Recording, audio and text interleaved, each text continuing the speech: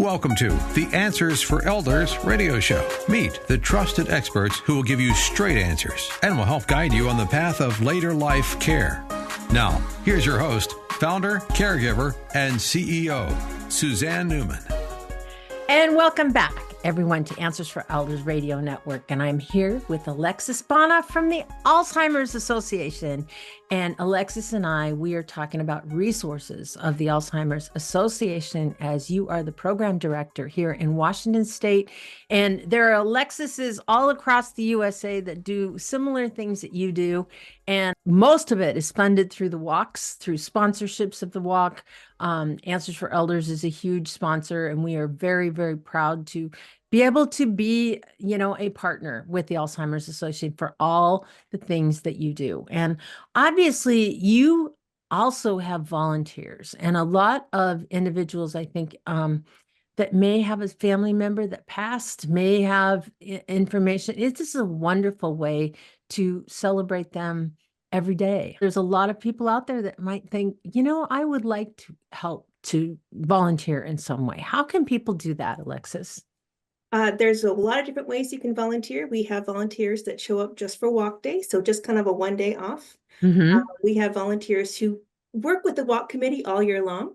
We have volunteers who do our education programs. Some volunteers do our early stage memory loss programs.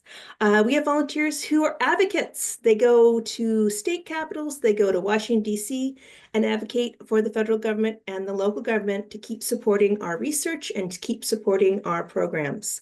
Yeah. And that's just a couple ways you can volunteer. Sure, absolutely.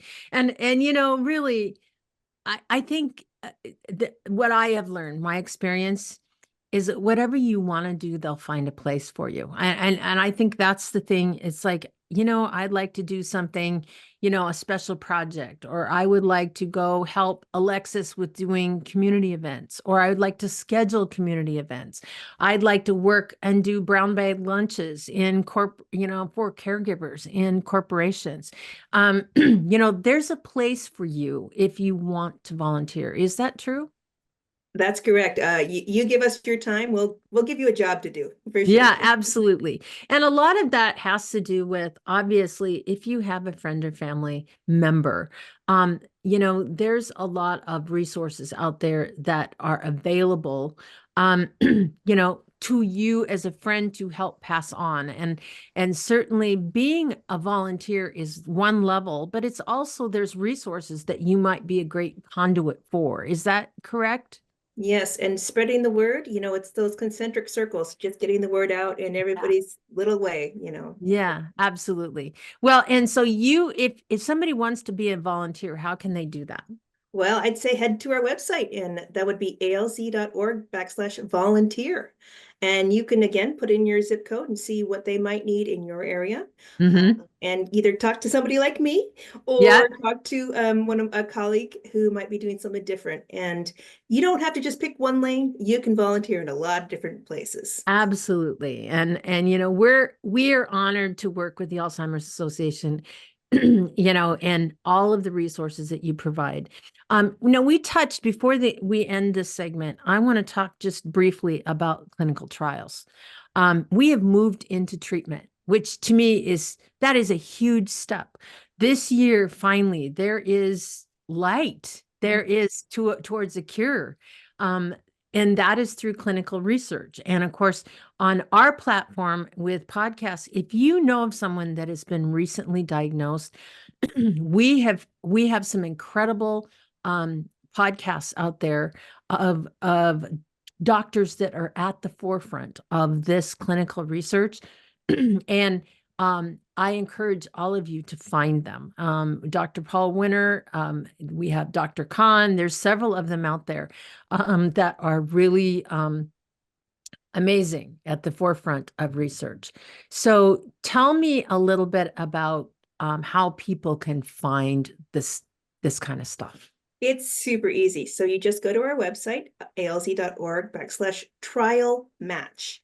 And that has a match that can figure out what your needs are, Mm-hmm. how deep you want to go, and what accessibility you might have. A lot of Mm-hmm. the studies that are happening right now are about risk reduction. So Mm-hmm. about prevention or delaying the onset of dementia. And Mm-hmm. that's stuff that can be done privacy your own home. So there's a lot of those trials. And there's Yeah. also the clinical trials that really get into the treatment. So if you Right. do have dementia and you're looking for that. But this trial match, oh my gosh, it can match you directly to whatever you feel comfortable with Mm-hmm. as much as you want to put into it. Yeah. And obviously, if you're caring for a loved one, it's a difficult time when somebody is first diagnosed. And so having that hotline and that number, I think it's a helpline, they call it.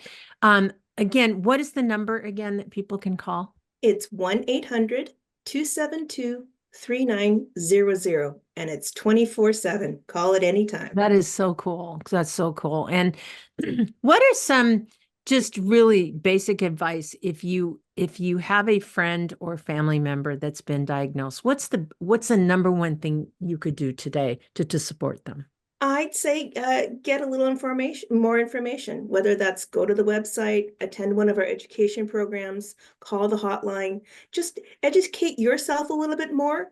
And, maybe encourage them to, as you said, go with them to something or Yeah. help them out. Attend a program with them or Yeah.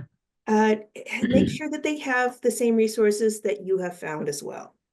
And certainly for you and all of our listeners out there, we hope that you will give a small or large donation to the Alzheimer's Association. I cannot speak highly enough of an organization that does more to support those who have been recently diagnosed. And, we encourage all of our listeners to just go to alz.org. Just go to the general website. You will see a phenomenal amount of resources available and realizing the national statistics of where this disease is going, like when you think of 1 in every 5 women over the age of, what is it, 50 you said? One over the age of 45 has a chance Over of the being age of diagnosed. 45 Mhm. have a chance to probably have Alzheimer's disease in the future. And